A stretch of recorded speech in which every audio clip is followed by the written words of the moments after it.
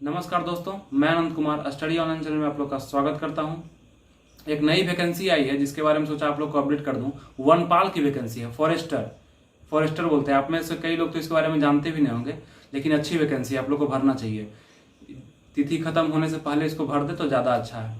Forester की vacancy है जो वनपाल की है, और ये इसका डेट जो भराना स्टार्ट हो जाएगा ये 27 जुलाई 2020 से भराना स्टार्ट हो जाएगा। और ये चलेगा कब तक, तो इसका अंतिम तिथि जो है 10 सितंबर 2020 है। 10 सितंबर 2020, काफी टाइम है अभी, भरने में कोई दिक्कत नहीं, आराम से भर सकते हैं आप लोग। तो एक थोड़ा सा जानकारी आपको दे देते हैं, इसके बाद हम इसको पीडीएफ में आप लोग को बढ़िया से दिखा देते हैं, तो जाके ज्यादा आप लोग समझ पाएंगे। तो इसमें पहले लिखित परीक्षा होगा, रिटर्न होगा इसका पहले, और सेकेंड में इसका फिजिकल होगा। पहले रिटर्न होगा फिर फिजिकल होगा, और इसका जो मेरिट बनेगा वो रिटर्न के आधार पर बनेगा, ताकि इसलिए मेरिट आप लोग को ज्यादा ध्यान देना होगा। फिर फिजिकल होगा। फिजिकल उतना हार्ड नहीं है, काफी आसान फिजिकल है। इसमें थोड़ा सा आपको बता दें कि 4 घंटा में 25 किलोमीटर मेल के लिए है, दौड़ना नहीं है, इसमें चलना है। 4 घंटा में 25 किलोमीटर मेल के लिए, और 4 घंटा में फीमेल के लिए 14 किलोमीटर है। तो और भी आगे हम चर्चा करेंगे, इसको पीडीएफ के रूप में चर्चा करेंगे, अभी अब थोड़ा सा जानकारी आपको दे रहे हैं। और फिर फिजिकल इसका जो होगा पटना में होगा, पटना ही में इसका फिजिकल होता है, क्योंकि और जगह क्योंकि बड़ा ग्राउंड चाहिए 25 किलोमीटर के लिए। फिर इसके बाद इसका थर्ड जो होगा मेडिकल होगा, और फिर अंतिम इसका मेरिट लिस्ट होगा। तो इसका वेतन जो है, वनपाल का वेतन, वो लगभग 33 से 35 या 36 हजार के बीच में आपको रहेगा, क्योंकि ये पोस्ट जो है ना, ये एएसआई के लगभग में पोस्ट आता है इसका। देखिए, एक फॉरेस्ट गार्ड का निकला था, फॉरेस्ट गार्ड इधर ही कुछ दिन पहले निकला है, जिसका वैकेंसी 21 तारीख से भराना स्टार्ट हो गया था। यही 21 जुलाई 2020 से भराना स्टार्ट हो गया है, और इसका डेट अंतिम है 4 सितंबर 2020। वो अलग है और ये अलग है। वो एक कांस्टेबल का पोस्ट है, और ये एक एएसआई के लगभग में पोस्ट है, जिसका ग्रेड पे भी आपको बताते हैं 2800 ग्रेड पे है इसका। वनपाल का ग्रेड पे 2800 है, और काफी अच्छी वैकेंसी है। आपको इसमें ड्यूटी कहाँ मिलेगा, तो जैसे वन जहाँ पे है, जैसे कि राष्ट्रीय उद्यान वगैरह पटना उटना में, चाहे बिहार में कहीं भी आओ भी है, तो वहां पे आपको ड्यूटी मिलेगा, वन से रिलेटेड आपको ड्यूटी मिलेगा, और वहीं पे आपको काम भी करना होगा। फिर इसका चलिए उम्र सीमा देखते हैं कि कब तक ये भर सकते हैं लोग। तो 1 जनवरी 2020 तक आपका एज काउंट होगा। एज का भी चर्चा हम आगे करेंगे, अगर पीडीएफ में एज का भी चर्चा करेंगे, सब दिखाएंगे आपको। फिर शारीरिक मापदंड होगा, फिर शैक्षणिक योग्यता जो है उसके बारे में भी चर्चा करेंगे। तो चलिए हम लोग अब पीडीएफ को स्टार्ट करते हैं, उसी में आप लोग बढ़िया। चलिए हम लोग देखते हैं अब इस वीडियो में, पीडीएफ के रूप में ये वीडियो है, तो इसमें हम इसको अलग अलग पार्ट में कट करके रख दिए हैं, ताकि और अच्छे महत्वपूर्ण बिंदु को हम अलग अलग कर दिए हैं, ताकि आसानी हो सके आप लोग को। देखिए, इसको अलग अलग हम कर दिए हैं। तो चलिए हम इसके फर्स्ट स्लैब से शुरू करते हैं। देखिए, आपको सबसे ऊपर में दिख रहा होगा केंद्रीय चयन पर्षद सिपाही भर्ती, और वेबसाइट दिया गया है www.csbc.bih.nic.in। इस पर जाकर अपना फॉर्म फिलअप भी कर सकते हैं, जिसकी तिथि जो है 27 जुलाई 2020 से स्टार्ट होने वाली है। जबकि ये 2020 का फॉर्म है, 2020 से मतलब 27 जुलाई आज से ही फॉर्म स्टार्ट होने वाली है। तो इसको आप जाके भर भी सकते हैं, काफ़ी समय दिया गया है इसके लिए। इसका अंतिम तिथि जो है 10 सितंबर 2020 तक दिया गया है। तो चलिए हम लोग आगे देखते हैं। ये ब्रैकेट वाले में देखिए क्या दिया गया है, पर्यावरण वन एवं जलवायु परिवर्तन विभाग बिहार सरकार में वनपाल फॉरेस्टर। ये वो नहीं है, फॉरेस्ट गार्ड नहीं है, ये वनपाल है, फॉरेस्टर। जैसा कि आपको पहले हम बताए, फॉरेस्ट गार्ड जो है पहले निकल चुका है, वो दूसरा है, वो कांस्टेबल लेवल का है। ये जो है लगभग एएसआई लेवल का पद है, जिसका पे ग्रेड जो है 2800 है, ये दूसरा है। और इसका जो भर सकते हैं आप, इसको इंटर पास किए हुए हैं, शैक्षणिक योग्यता जो इंटर है जिसका, वो भर सकता है। चलिए हम इसको आगे देखते हैं, इसमें सब है। तो देखें कि आप पर्यावरण वन जलवायु परिवर्तन बिहार सरकार, मतलब इसका काम आप समझ रहे होंगे कि इसका काम जो है खनन से रिलेटेड, अवैध जंगल की कटाई से रिलेटेड, वानिकी से रिलेटेड, ये सब से संबंधित आपको काम मिल सकता है इसमें।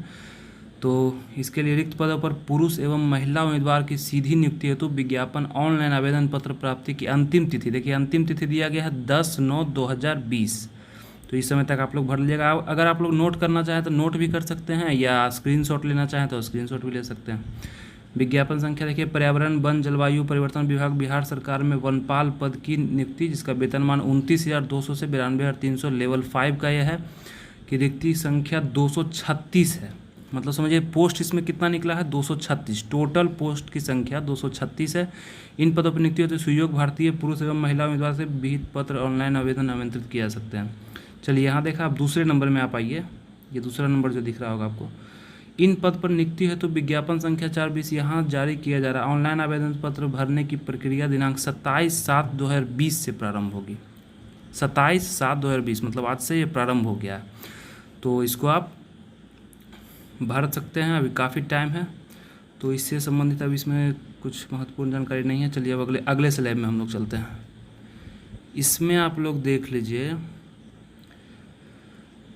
यहाँ एक वेबसाइट दिया गया है जो किसके लिए इम्पोर्टेंट है। अनिवार्य करना होगा चयन प्रक्रिया, ऑनलाइन भुगतान अभियंती, ये दूसरा है, छोड़िए उसको, वो आप स्क्रीनशॉट ले लिया, आप पढ़ लीजिएगा, वो कुछ दूसरा के लिए है। रिक्त 5वां नंबर देखिए, पर्यावरण वन जलवायु परिवर्तन विभाग बिहार सरकार पटना का अधिवक्ता इतना हो गया। अनुसार बनवाल पद रिक्ति 236 है। इसका विवरण निम्नवत है, देखिए नीचे में दिया गया है विवरण। कुल पद की संख्या कितनी है? 236। इसमें से सामान्य वर्ग, देखिए अब ध्यान से देखिएगा, सामान्य वर्ग अनारक्षित 91 पद हैं, जिसमें से 32 ठो महिला होंगी, क्योंकि ऊपर लिखा हुआ देखिए 35% क्षैतिज आरक्षण के फलस्वरूप महिलाओं के लिए अनुमान पदों की संख्या, मतलब 91 में से 32 महिला, बाकी सब पुरुष। फिर आर्थिक रूप से कमजोर वर्गों के लिए, मतलब ईडब्ल्यूएस के लिए 23 पद है, जिसमें 6 महिला के लिए है। अनुसूचित जाति देखिए 37 पद है, जिसमें से 13 महिला के लिए है। अनुसूचित जनजाति 3 है, जिसमें से 1 महिला के लिए है। अत्यंत पिछड़ा वर्ग 49 है, इसमें से 14 है महिला के लिए। फिर देखिए पिछड़ा वर्ग 24 है, इसमें से 8 है महिला के लिए। पिछड़े वर्ग की महिला 9 है और महिला के लिए कुछ नहीं है। तो टोटल आप लोग देख लिए 236 है। फिर देखिए 236 हो गया। अब इसमें कुछ इम्पोर्टेंट, हाँ देखिए इम्पोर्टेंट नीचे 6 नंबर देखिए आप, 6 नंबर नोट के नीचे सबसे नीचे, कट ऑफ तिथि सभी अभ्यर्थी के लिए आयु सीमा, शैक्षणिक योग्यता एवं बिहार सरकार की सेवा में निरंतर 3 वर्ष पूरा करने के लिए कट ऑफ 1 जनवरी 2020 निर्धारित की है। मतलब समझिए कि जो डेट रहेगा आप लोग का 1 जनवरी 2020 से ज़्यादा नहीं, 1 जनवरी 2020 तक आपका ये एज जो है वो ज़्यादा नहीं होना चाहिए। कितना से? तो चलिए इसका आगे स्लैब है, उसके बारे में चर्चा करते हैं। ध्यान रखिएगा 1 जनवरी से एज काउंट होगा इसका। चलिए अगले स्लैब में चलते हैं। देखिए यहाँ पे ऊपर में गजट संख्या 284 आर्थिक रूप से कमज़ोर के लिए, तो दूसरा चीज़ है बिहार में पदों की सेवा रिक्ति, बिहार अधिनियम। हाँ फिर यहाँ पर देखिए 5 नंबर में ऊपर में यहाँ पे बिहार राज्य के बाहरी अभ्यर्थी इस अधिनियम के अधीन आरक्षण के लाभ हेतु दावा नहीं करेंगे। अतः राज्य के आरक्षण कोटि के अभ्यर्थी गणना आरक्षित अभ्यर्थियों के रूप में की। अगर बाहर के लोग इसको भरते हैं तो वो जनरल में आएंगे। चलिए तो नॉर्मल बात था। 8वां नंबर देखिए वनपाल पद पर आवेदन हेतु पात्रता, क्या क्या जरूरी है इसको भरने के लिए। भारत के नागरिक होना आवश्यक है, चलो ये ठीक है। अभ्यर्थी की शैक्षणिक योग्यता क्या क्या होना चाहिए। चलिए शैक्षणिक योग्यता कितना आपको पास होना जरूरी है, आपकी एजुकेशनल क्वालिफिकेशन क्या होना चाहिए, चलिए देखते हैं। वनपाल पद पर भर्ती है तो न्यूनतम शैक्षणिक योग्यता मान्यता प्राप्त बोर्ड विश्वविद्यालय काउंसिल से इंटर विज्ञान अथवा समकक्ष उत्तीर्ण होगी। समझिए कि विज्ञान से आपको पास करना होगा, क्योंकि ये वन फॉरेस्ट विभाग का है, तो इसमें आपको इंटर जो है साइंस से किया हुआ होना चाहिए। और साइंस में भी क्या होना चाहिए, तो आप मैथ बायोलॉजी ये सबसे फ़र्क नहीं पड़ता है, तो साइंस का ही पार्ट है। सिर्फ आप आर्ट्स या कॉमर्स नहीं अगर लिए होंगे तब आप इसको भर सकते हैं। साइंस में आप कुछ भी, कोई भी सब्जेक्ट, क्योंकि सब्जेक्ट का चर्चा इसमें नहीं किया गया है, तो मैथ है आपका या बायोलॉजी है चाहे जूलॉजी है, कुछ भी है आप भर सकते हैं। सिर्फ आपको आर्ट्स या कॉमर्स नहीं लेना है। चलिए इसमें देखते हैं अभ्यर्थी की उम्र, मैट्रिक अथवा समकक्ष परीक्षा का प्रमाण पत्र में अंकित जन्म। चलिए ये सब तो नॉर्मल है, आप जानते होंगे ये सब।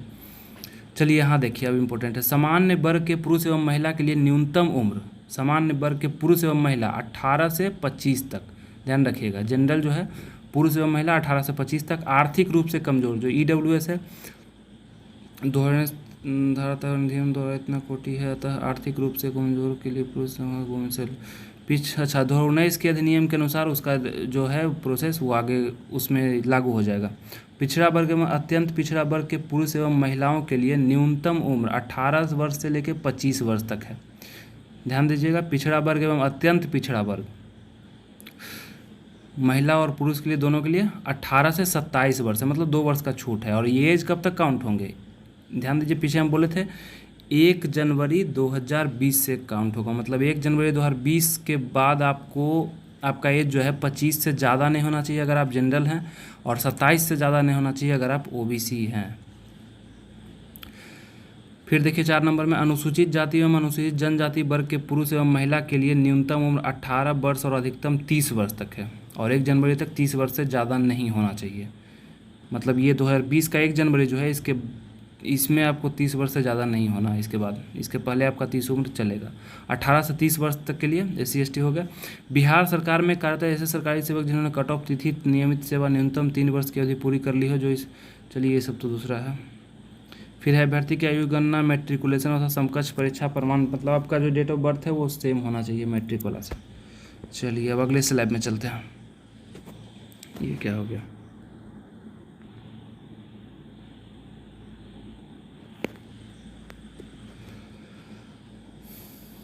यहाँ आपने देख लिया। चलिए इधर देखते हैं हम। आइए, अभ्यर्थी का शारीरिक मापदंड पुरुष अभ्यर्थी के लिए क्या है? न्यूनतम ऊंचाई, शारीरिक प्रमाण देख लीजिएगा ध्यान से इसमें। अनुसूचित जाति और अनुसूचित जनजाति के लिए 160 सेंटीमीटर है, मतलब आपका हाइट जो है 160 रहना चाहिए अनुसूचित जाति SC/ST के लिए। और अन्य जो भी हो, OBC चाहे जनरल है, उसका 165 सेंटीमीटर ही लगेगा, 165 सेंटीमीटर। और इसका स्क्रीनशॉट भी आप ले सकते हैं, खुद से ही पढ़ सकते हैं। 4 नंबर देखते हैं, पैदल चलने की क्षमता। देखिए SC/ST लोगों को 4 घंटे में 25 किलोमीटर और 4 घंटे में 25 किलोमीटर, जनरल को भी, दोनों को समान है पैदल चलने की क्षमता। इसमें दौड़ नहीं है, पैदल चलना ही है सिर्फ। चलिए आगे देखते हैं। महिला अभ्यर्थी के लिए न्यूनतम ऊंचाई, उसके लिए अगर आप SC/ST हैं तो 155 सेंटीमीटर, अगर आप जनरल हैं तो 160 सेंटीमीटर चाहिए। पैदल चलने की क्षमता 4 घंटे में 14 किलोमीटर, दोनों के लिए, जनरल और SC/ST के लिए दोनों, 4 घंटे में 14। चलिए अगला देखते हैं। नियुक्ति चयन की प्रक्रिया, प्रथम चरण लिखित परीक्षा में होगा। बोले थे आपको कि इसका पहला चरण लिखित होगा, दूसरा फिजिकल होगा, तीसरा मेडिकल होगा, चौथा जो है मेरिट लिस्ट होगा। लिखित परीक्षा आवेदन पत्र के उपरांत आवेदन की समीक्षा की जाएगी। आगे पढ़िए आप लोग, क्या है। लिखित परीक्षा में एक प्रश्न पत्र होगा, इसमें 100 वस्तुपरक प्रकार के प्रश्न होंगे। प्रश्न के लिए 2 घंटे की अवधि दी जाएगी। देखिए 100 नंबर का क्वेश्चन होगा, इसमें 2 घंटा आपको दिया जाएगा। और लिखित परीक्षा का स्तर बिहार विद्यालय परीक्षा में इंटरमीडिएट लेवल का स्तर होगा। और हिंदी भाषा का ज्ञान छोड़कर प्रश्न हिंदी और अंग्रेजी, मतलब मीडियम दोनों रहेगा, हिंदी अंग्रेजी मीडियम में प्रश्न रहेंगे। और मैट्रिकुलेशन, जो सामान्य ज्ञान के प्रश्न मैट्रिकुलेशन प्रणाली के इतना स्तर होंगे। भौतिक शास्त्र, रसायन शास्त्र, जीव विज्ञान, गणित के प्रश्न इंटरमीडिएट 12वीं अथवा समकक्ष स्तर के होंगे। आप लोग समझ रहे होंगे। देखिए प्रश्न पर 2 घंटे के एक प्रश्न पत्र में 4 भाग में कुल 100 प्रश्न होंगे। देखिए 4 भाग में इसको बांटा गया है 100 प्रश्नों को। प्रत्येक सही उत्तर के लिए 0.4 अंक दे होगा, मतलब एक प्रश्न जो होगा 4 अंक का होगा। तो टोटल कितना हो गया? 400। 100 क्वेश्चन है तो 400 अंक हो गया। भाग 1 में देखिएगा 15 प्रश्न सामान्य ज्ञान से संबंधित प्रश्न पर आधारित होंगे। सामान्य ज्ञान जीके से आपको 15 प्रश्न। भाग 2 में देखिएगा 15 प्रश्न तार्किक कौशल, मतलब कि आपको रीजनिंग से हो गया 15 प्रश्न। भाग 3 में देखिएगा, इसको बड़ा बांटा गया है, 50 प्रश्न यथा भौतिक शास्त्र, रसायन शास्त्र, जीव विज्ञान अथवा गणित पर आधारित होंगे, मतलब कि फिजिक्स, केमिस्ट्री और मैथ और बायोलॉजी से आपके प्रश्न होंगे। जीव विज्ञान अथवा गणित में से किसी एक विषय का चयन करना होगा, ठीक है। गणित में से किसी एक विषय का चयन करना होगा, दोनों विषय में किसी एक चयनित विषय के विषय कोड को OMR पर, ठीक है। ये तो आगे का प्रोसेस है, इसको आप स्क्रीनशॉट ले लीजिए। भाग 4 में क्या है, सबसे नीचे देखिएगा 20 प्रश्न होंगे, जिसमें 10 प्रश्न हिंदी भाषा के ज्ञान से संबंधित होगा तथा 10 प्रश्न अंग्रेजी भाषा के ज्ञान से संबंधित होंगे। मतलब 10-10 प्रश्न दोनों से रहेंगे, अंग्रेजी और हिंदी दोनों से, और भाषा का ज्ञान से रहेगा। भाग 4 का उद्देश्य हिंदी एवं अंग्रेजी भाषा में अपने विचार को सही रूप से प्रकट करना, गंभीर तर्कपूर्ण गढ़ को पढ़ने समझने योग्यता की परीक्षा करना। चलिए इसको आप समझे। अब अगला स्लैब देखते हैं। आइए यहाँ पे लिखित परीक्षा का विस्तृत। अब देखिए 4 नंबर जो है ऋणात्मक अंकन। देखिए ऋणात्मक अंकन, उम्मीदवार नेगेटिव मार्किंग कैसा रहेगा। उम्मीदवार द्वारा सभी गलत उत्तर के लिए निम्न प्रकार के प्रत्येक प्रश्न के उत्तर के लिए 4 विकल्प हैं। उम्मीदवार द्वारा प्रत्येक प्रश्न के लिए दिए गए गलत उत्तर के लिए एक प्रश्न हेतु 1/3 दंड रूप में, मतलब कि 1/3 1/3 है इसमें नेगेटिव मार्किंग। मतलब कि आप 3 क्वेश्चन अगर गलत कर दिए तो एक सही किया हुआ क्वेश्चन भी आपका गलत हो जाएगा। तो ध्यान से, नेगेटिव मार्किंग ठीक ठाक है। यदि उम्मीदवार 1 से अधिक उत्तर देता है तो गलत उत्तर माना जाएगा, ठीक है। ये सब तो आप जान रहे होंगे खुद भी, OMR के बारे में है कुछ, स्क्रीनशॉट ले लीजिए। आगे बढ़ते हैं हम लोग। चलिए अगले स्लैब में चलते हैं। आवेदक पूर्णतः आश्वस्त हो लें कि वे किस वर्ग अथवा कोटि के हैं। आवेदन पत्र में यदि आवेदक स्वतंत्रता सेनानी के पोता पोती नाती नतनी एवं अथवा गृह संरक्षक होने का दावा करते हैं और संबंधित प्रमाण पत्र प्रस्तुत नहीं करते हैं। देखिए, अगर स्वतंत्रता सेनानी का पोता पोती दिखाते हैं कि हम उसका पोता पोती हैं, नाती नतनी हैं, तो आप जो है उसको प्रस्तुत भी करिएगा उसके प्रमाण पत्र से, नहीं तो उम्मीदवारी रद्द कर दी जाएगी। फिर देखिए यहाँ पे आवेदन पत्र में यदि आवेदक बिहार सरकार का सेवक होने का दावा करते हैं, संबंधित प्रमाण पत्र प्रस्तुत नहीं करते हैं तो उसकी भी, चलिए ये सब तो आप पढ़ लीजिए। ऑनलाइन आवेदक के प्रथम भाग में उम्मीदवार का सर्वप्रथम सबसे पहले पंजीकरण होगा, रजिस्ट्रेशन होगा आप लोग का, अभ्यर्थी का नाम क्रम ये सब दिया गया है। पंजीकरण रद्दीकरण कैसे कैसे होगा देख लीजिएगा आप। चलिए फिर महत्वपूर्ण बिंदुओं पर आगे बात करते हैं अगले स्लाइड में। यहाँ देखिए ऊपर भी कुछ उसी का लिखा हुआ है, नीचे देखिए गलत त्रुटिपूर्ण आवेदन पत्र को रद्द कर नया आवेदन पत्र भरने की प्रक्रिया। अगर आप लोग गलत कर दीजिएगा तो नया कैसे होगा उसका भी देख लीजिए आप लोग, स्क्रीनशॉट लीजिए। महत्वपूर्ण निर्देश भी है इसमें, फ़ोटो के रूप में सुरक्षित रखें, इसको देखिए लिखा हुआ है।